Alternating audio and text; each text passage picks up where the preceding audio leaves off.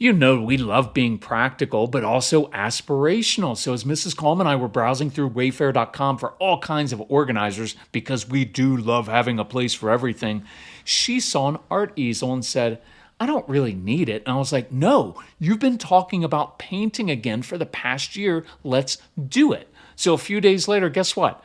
Wayfair has delivered a complete art setup for her and all of our organizers. She's happily painting and I'm organizing. That's one reason we love Wayfair. We can get everything we need for inside and outside our home in one place. It saves us time and money. Plus, shipping is fast, easy, and free. Definitely get organized for the school year, but also do something for you.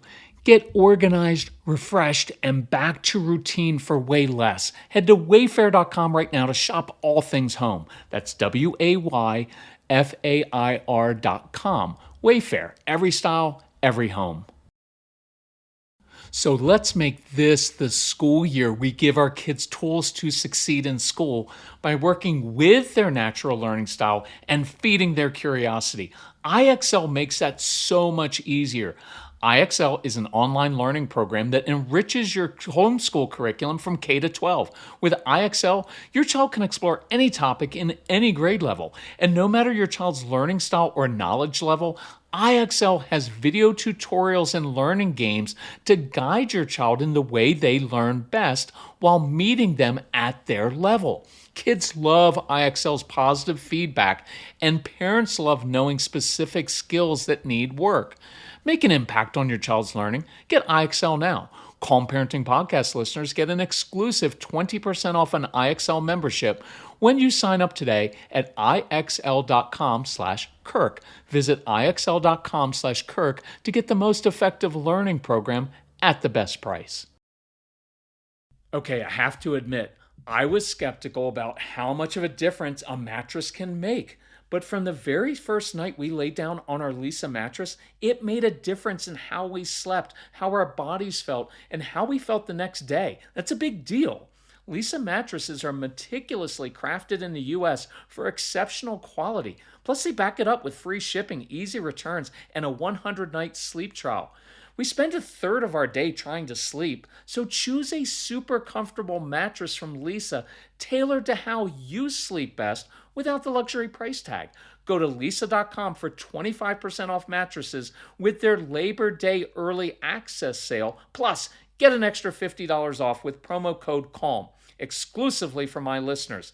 That's LEESA.com, promo code CALM for 25% off mattresses plus an extra $50 off. And let them know that the Calm Parenting Podcast sent you. LEESA.com, promo code CALM. So, do you have a child who struggles with behavior in school, with impulse control? Are you tired of constantly getting emails and calls from the school and having to go into parent-teacher meetings and not knowing what to say? I want to give you some very practical and powerful tools so we can make this next school year better than last year. So, that is what we're going to discuss on today's episode of the Calm Parenting Podcast. So welcome, this is Kirk Martin, founder of Celebrate Calm. You can find us, and we have extended the Christmas and July sale into August. Why? Because people asked for it, because a lot of people get paid at the beginning of the month, and they wanted to be able to take advantage of this, go a little bit deeper, and change their families, and that's what we're about, so we're doing it. So just check that out at celebratecalm.com. So I want to encourage you, as we head back to school, schedule some time apart from back to school night at your school to talk to your child's teachers, because back to school night is filled with hundreds of anxious parents and teachers getting ready for this new school year. And I want to take a collaborative approach. Look, back in the day, we would just kind of take in 40 pages of testing and say, well, our son has ADHD and ODD and sensory processing issues. Good luck. And that's not fair to do, and that doesn't work that well. So what I'd encourage you to do is actually create kind of a one-page or maybe a two-page back and front sheet and called, I'm just going to say the child's name is Dylan. Call it Dylan's story. And here's why I like to do it, because teachers are overwhelmed. Back in the day, Teachers, when we used to do a lot of teacher training, it was like, oh, okay, there's 3, 4, 5 kids in class who are really struggling. Now it's like 12 or 15 kids. It's a lot, and they don't have time to read through 40 pages of testing. And so I like this to be very, very specific. And the reason I like a one pager is because it's easily digestible. The teacher can keep this in his or her desk and refer to it throughout the year. And I partly want teachers to get a true sense of what your child is really like, because if you just hand over a report or diagnosis, human nature says their first internal response is going to be like, oh boy, he's going to be a handful this year.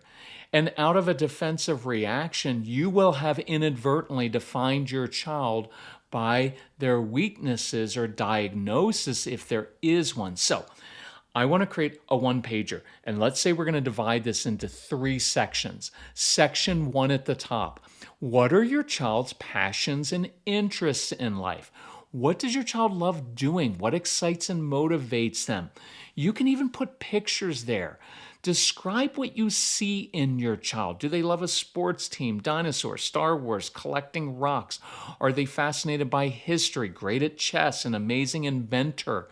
Show pictures of that Lego rocket ship that they built.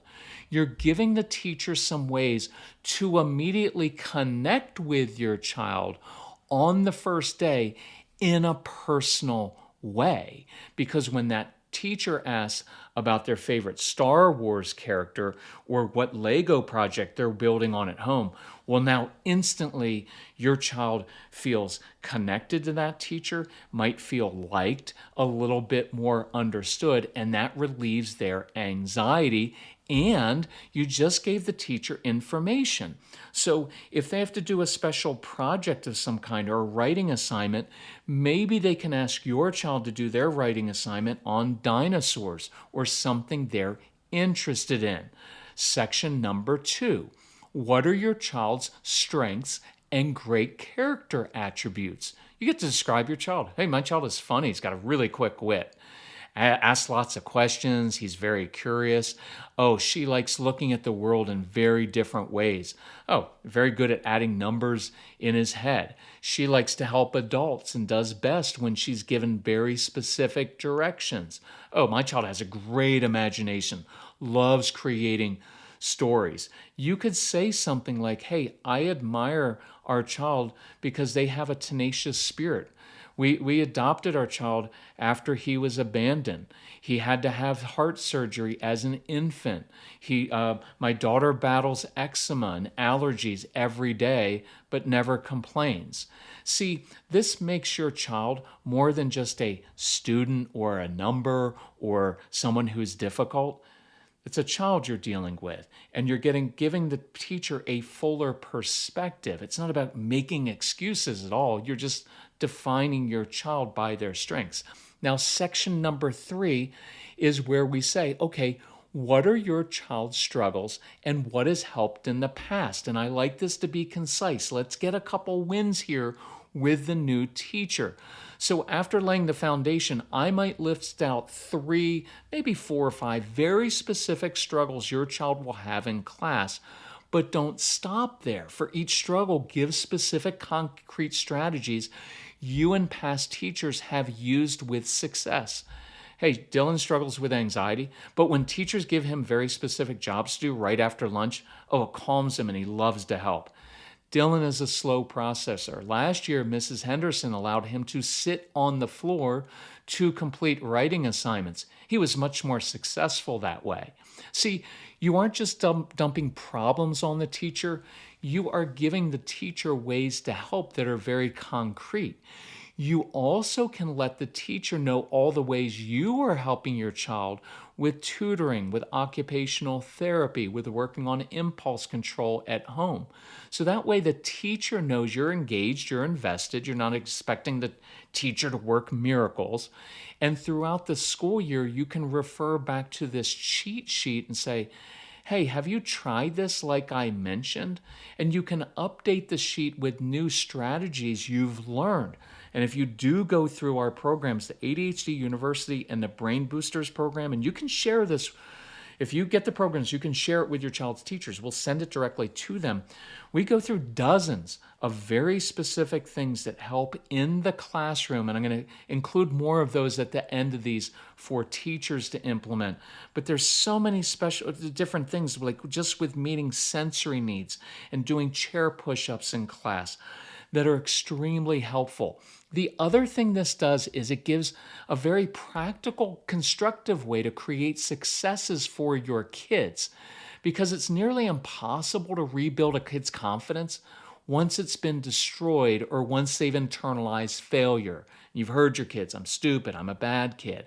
So you have an opportunity at the beginning of the school year to prevent some of the battles and the tears and the kind of the wounded little souls.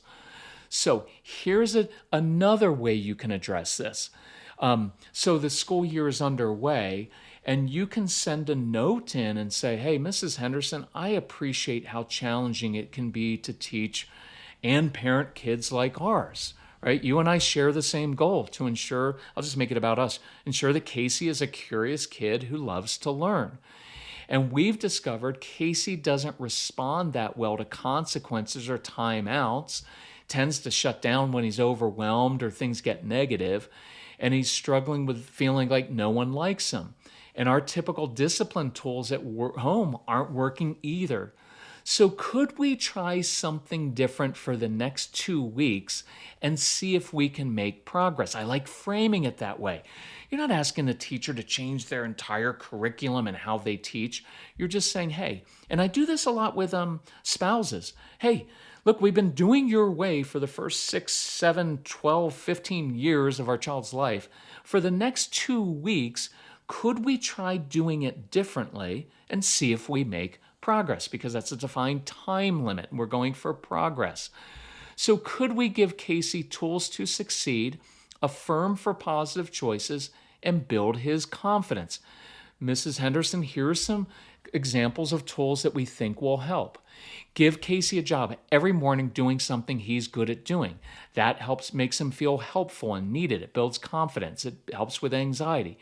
Just saying, hey, Casey, I could really use your help moving those heavy books from the back of the room to my desk. That's really helpful. Make things a challenge for Casey. He tends to like that. Hey, Casey, the other kids are adding 2-digit numbers. Think you could add 3-digit numbers?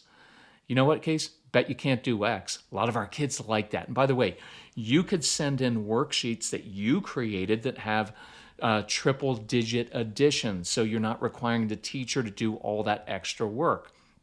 And then the third thing, Mr. and Mrs. Teacher, is for the next 2 weeks, can you just affirm Casey for every good choice he makes to counterbalance the negatives? Because look, as an aside, I know how this works. Our kids, they're impulsive and they don't always sit. They don't always follow directions. So there's just going to be all these negatives. And I'm not asking them to overlook that. I'm saying, hey, why don't we put more energy into affirming the positives, because our kids are very much like that. They respond to that. Catch your kids doing well.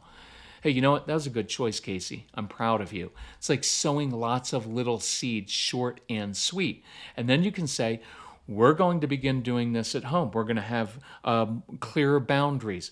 We're going to say no and stick to it. We're not going to we're not going to give in all the time. We're going to work on impulse control in the morning. We're going to give Casey a sensory exercise. So when he shows up in your classroom, he will have already gotten some exercise. And then you can just reiterate, let's try this for 2 weeks and see if we can make progress. We appreciate all that you do. That's a nice way to frame this discussion so that you're both working on things. Now, what are some different tools we can use in the classroom and that you can apply to home to help with different behavior issues?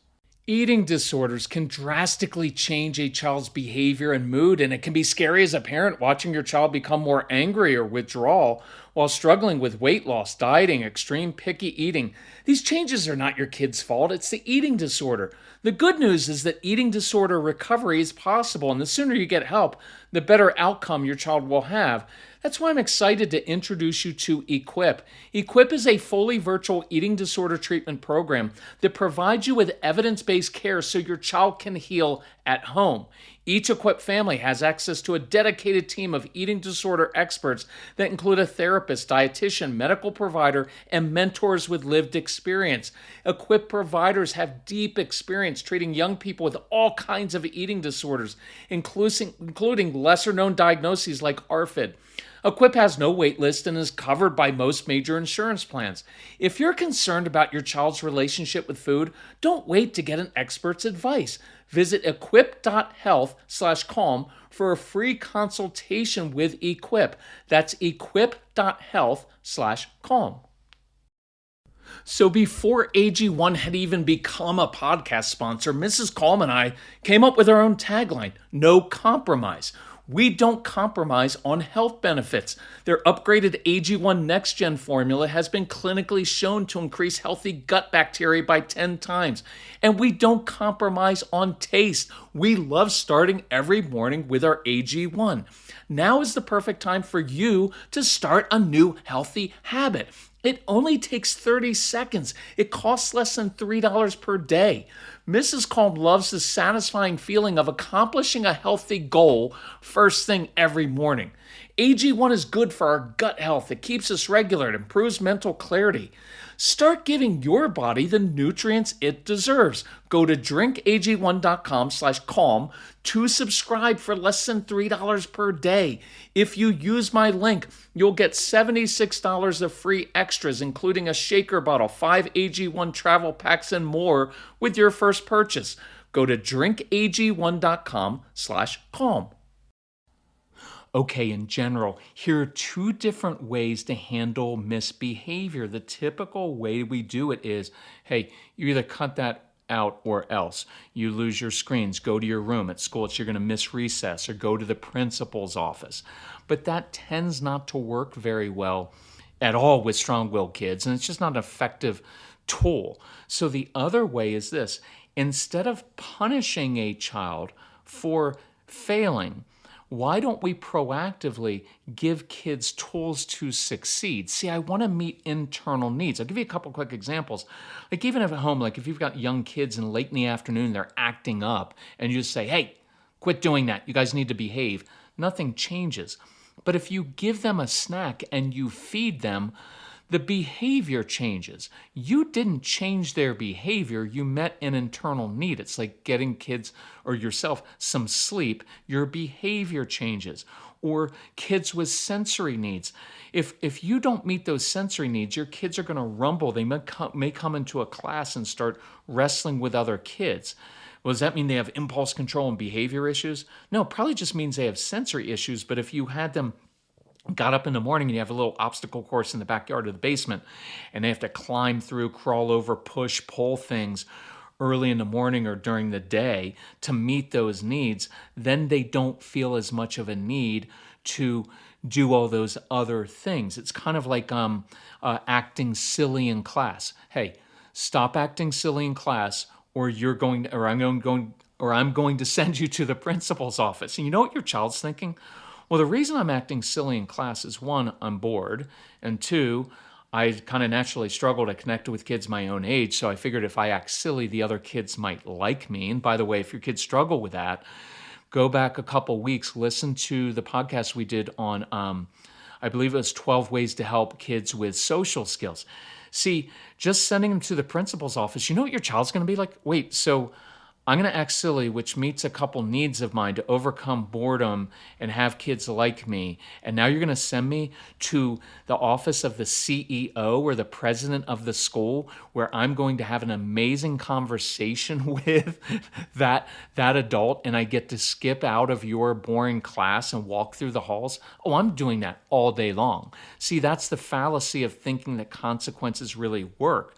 So we have to meet the internal needs. So let me give you a couple examples of things that teachers could do in the classroom. And I encourage you, if this resonates with you, you could share this podcast with your child's teacher, and hopefully they'll find it helpful. If you do have or get our programs, just email Casey and we'll send the ADHD University and Brain Boosters school program to your child's teacher, and they'll have dozens of tools to help your child. So let me give you a quick one. So many of you have kids who struggle with transitions. And let's say they're out at recess or at lunch, which is often a chaotic time. It's difficult for your kids to manage. And then they have to come back into class. Well, everybody's coming back into class and it's a little bit chaotic and disorderly. And the teacher's going to be like, hey, I need you to be on your best behavior. And your strong-willed child is like, this is my best behavior. And so instead, I go to that child and say, hey, I can really use your help. When we come back in from recess, I need you to picture these 3 things in your brain. 1 water bottle, 3 paper towels, the front row of desks in my class. And the child knows what the teacher wants him to do, which is come in and clean the front row of desks in the class. The reason I do it this way is there's a lot of research that says kids, especially those with focus issues, a lot of ADHD kids, can actually remember things when they visualize it. And so it was very specific. I'm giving the child a specific concrete mission. And I said 1 water bottle, 3 paper towels, not the whole roll.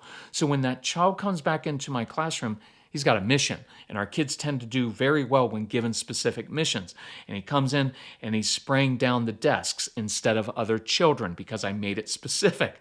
And he's wiping the desk clean. You know what else that does? Remember Karate Kid? Wax on, wax off. While you're scrubbing the desk, you're crossing the midline of the brain and the body, and it helps both hemispheres of the brain work together. That helps with focus, attention, helps with behavior issues. He's also getting some sensory pressure. So instead of pressing down on other students and classmates, he's pressing down on the desk in the school, in the class. It only takes about 45 seconds. I created a success, and now I get to tell that child, hey, really good job cleaning. I appreciate that. Now throw away the paper towel, sit down. That's a great transition back into class. Now, this happens a lot with our kids. So I'm a teacher, I'm in math class, and the child is reading a book. Now, one of 2 ways to handle it. Look, most of us are going to be like, hey, this is not reading class, this is not English. Look, this is math class. You need to put your book away. And sometimes we'll get kind of a snotty tone and we will kind of be very negative with this child. You know what? I don't know how many times I have to tell you that you don't read your book in math class. Well, I can just tell you, if you use that kind of negative tone or condescending tone with a strong-willed child, you're basically going to get kind of the F you response, and they will get back at you and they'll misbehave on purpose. Because what's the downside? What, are you going to send me to the principal's office? Like, I don't care. Oh, I miss recess? Well, I'm not really good at playing with other kids anyway. So I also, though, don't want to go to that other end of the spectrum of like, well, buddy, you know what? It's math class and we don't read in math class. Well, that sounds condescending and patronizing. So here's what I would say instead. You know, one of my favorite qualities about you is that you're curious, and that's why you love to read. And really bright people, oh, they love reading. Listen, it's math class, so you need to put away the book. But after recess or lunch, if you want to, I'd love for you to share with the other kids in class what you're reading and why you're so excited about it. Because I wish everybody were as curious as you are. See, I didn't let them get away with it, but notice the tone. Hey, it's math class. You need to put away the book. It's kind of that assumed close, business-like, matter of fact. I didn't attach any snottiness to it, any negativity to it. It's just this is how I roll in my class, and I want you to use that in your home. Hey, this is just how I roll in my home. I'm not going to beg you. I'm not going to talk like this, but I'm not going to scream and yell. And then I affirmed the child in this and said, oh, I know the reason you like to read is because you're curious, and I'd like you to share that with others. See, I still got him to put the book away, or her, but I was able to build confidence and connection. That is what we are after. Let me do one more. So you have kids who sometimes struggle with social skills, and I mentioned they may struggle at recess. So let's say the teacher were to pull your child aside and say, oh man, I have noticed something. You are really amazing at drawing. I have seen your graffiti in the boys' bathroom. Really inappropriate, but actually very good. I'm kidding. Because sometimes with your kids, their great traits, right? Their ability to argue like an attorney. Well, we tend to only see the negative side, like, oh, he's a little attorney, never stops. Well, we miss the good part of that, which is, oh, great critical thinking skills. They're listening to you. They're coming up with overcoming your objections. They're using strategic thinking. See, we've got to pull out those positive sides of it. So, hey, next week we're starting a new unit on reptiles. You're really good at drawing. And so I'm wondering if you and Jimmy at recess, if I pulled out under the back of the classroom some poster board, could you guys draw some different reptiles for me? I'll hang those up on the whiteboard. So next week we've got nice visuals. That'll really help me teach. So next week, so now think about this. So I just created a success during that time when that child is usually stealing the ball or not getting along well with the other kids during recess. I just teamed that child with another kid who may share a similar interest in drawing and dinosaurs, and I created a success. So next week when I put the poster board up on the whiteboard, the other kids in class get to see, oh yeah, that kid, yeah, sometimes he gets in trouble, but man, that kid can draw. And so again, what am I doing? I'm trying to get to the root needs here. I'm trying to go a few steps beyond, hey, cut that out, stop that. And I like making it very specific and concrete, things that kids are good at doing. So I encourage you, as you begin this school year, think about that one pager. And if you need, it could be the front and back of a sheet, but it makes it very convenient for the teacher to pull that out and say, okay, because my experience with teachers, and again, we've had really bad experiences with teachers and had to pull Casey out of school before, so I understand that. But I've trained a lot of teachers. They really want to help. They just don't always know exactly how to. And so you're giving them a cheat sheet to say, oh yeah, because we used to tell Casey's second grade teacher, oh, just ask him about his hockey game. Every Monday morning, ask, and you will own Casey. He sleeps with his hockey stick at night. And so if you want him to do anything, write a paper on hockey. Tell me what you need to do in order to be a better skater. Break down 3 different reasons why. You're giving them tools to help your child with tools. I hope you found this helpful. I'll do more on this if you want.